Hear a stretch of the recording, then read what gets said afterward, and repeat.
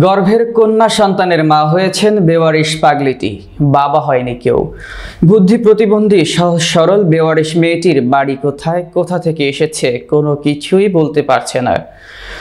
বাস্তবিক নিয়মে পৃথিবীতে পাগলের ঠিকানা রাস্তা, হাট, বাজার। পাগল পথে পথে ঘুরে বেড়ায়, এটাই তার স্বভাব।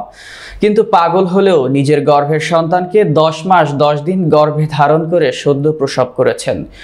ফুটফুটে এক কন্যা সন্তান। সদ্য জন্ম নেওয়া শিশুটির দুনিয়া সম্পর্কে তেমন ধারণা নেই, তার পিতা কে সেটাও জানা নেই।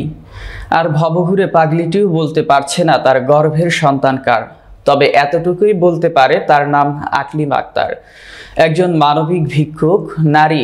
গত 3 থেকে 4 মাস আগে গর্ভবতী পাগল মেয়েটিকে আশ্রয় দিয়েছেন, সেবা যত্ন লালন পালন করেছেন। তিনি কুমিল্লার দেবিদ্বার উপজেলার ফাতেহাবাদ ইউনিয়নের ঘোষঘর গ্রামের আয়শা বেগম। নিজেও ভিক্ষা করে জীবিকা নির্বাহ করেন। 3 থেকে 4 মাস আগে সরকারি অনুদানের কম্বল আনতে গিয়ে পথে পাগলের সাথে দেখা। রাস্তায় মাটি খাচ্ছে দেখে তিনি তার বাড়িতে নিয়ে আসেন।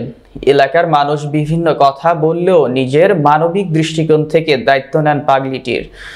বুধবার দিবাগত রাতে বেওয়ারিশ পাগলি আকলিমা কন্যা সন্তানের জন্ম দেন।